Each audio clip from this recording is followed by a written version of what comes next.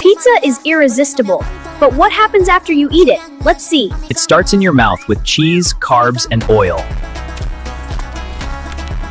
Then it smoothly travels down the food pipe. Your stomach struggles. Pizza is so heavy and slow to digest. Sugars rush into your blood, giving you a quick energy. Your brain feels happy, but only for a short time. Soon after, your body feels tired and heavy.